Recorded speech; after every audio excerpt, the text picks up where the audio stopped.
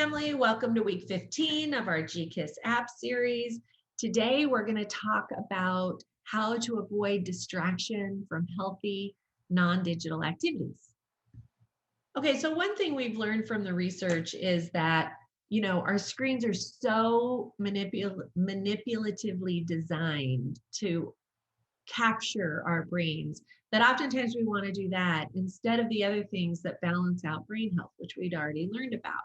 So let's go over a couple things regarding distraction from healthy non-digital activities like good sleep, good nutrition, exercise, play, and fun with our friends and family. But first, I want to stop for a second and give you some psychological wellness tips like we did before. So you've already learned mindfulness techniques like imagery and 6-second breathing. And today we're going to talk about scaling and anchoring. So let's start with anchoring because this is a favorite for so many of my clients, especially the kids and teens. Okay, so those times when you just cannot quit worrying or you're just in a bad mood and you have a hard time getting back on track?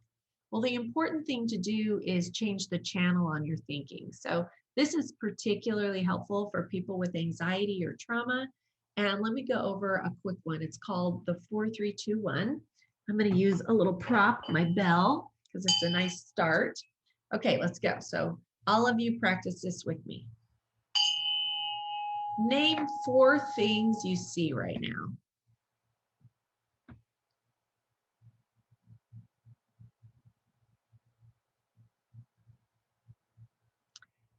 All right, now name 3 things that you're touching.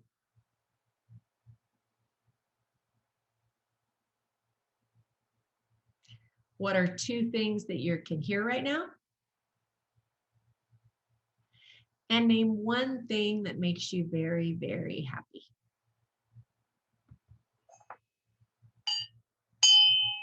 All right, that's your 4-3-2-1. It's super simple. We call it an anchoring technique. It anchors you into the present. It's a mindfulness technique.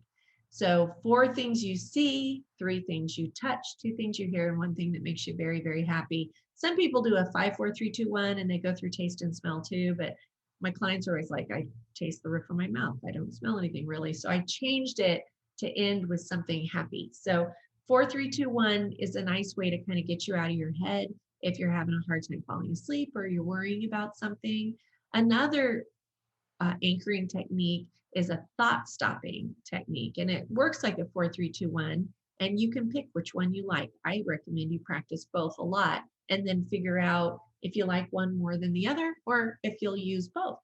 So thought stopping is really simple. It just means imagine a stop sign and then deliberately change the channel on your thinking. So we do this with people with obsessive compulsive disorder, people who obsess and can't stop. A thought stopping technique is imagine a stop sign and then start thinking about something else. So there you go. There's 2 psychological techniques you've learned, wellness techniques of 4-3-2-1 and thought stopping. And now I'm going to talk to you about scaling. So scaling, you'll see this is a scale from 0 to 10. If we talk about anxiety, this can work with anxiety or anger or sadness or anything else. But imagine with anxiety that 0 means no anxiety at all, 5 means medium anxiety, and 10 means extreme anxiety. What are you right now? If I stop and kind of close my eyes and think about how I'm feeling right now, I'd say I'm about at a 4. Doing videos isn't very easy for me and it always stresses me out a little bit. But I'm used to it and I know I'm delivering happy stuff. So I'm really only at a 4.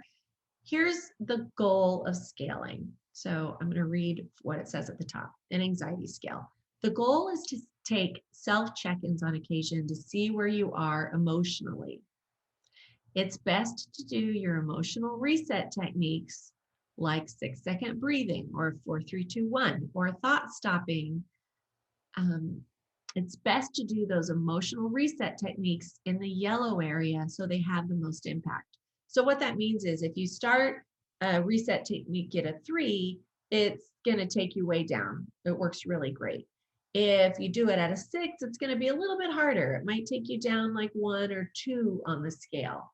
But if you wait until you're really stressed out, like in the red area, and try it, it's only going to take you a little bit down at a time, and it's going to take you a lot more repetition and work to get into a comfortable zone. So the goal is regularly scale yourself throughout the day. And notice if you're getting into the yellow area, that might be a time to try a reset technique to get you back into blue. So scaling is another psychological wellness technique. So your family exercise today is, instead of using your screens to avoid healthy real life activities, like being alone with your thoughts and doing your psychological wellness techniques, you want to take time, carve that time for balanced brain health and psychological wellness. So for your family exercise, you're going to practice those scaling and anchoring techniques with each other. Kids, give your parents a 4-3-2-1, and parents, do a scaling technique with your kids. All right, and kids, I also gave your parents a huge list of fun family ideas to do off screen and on screen. You can visit museums virtually. You can visit aquariums virtually.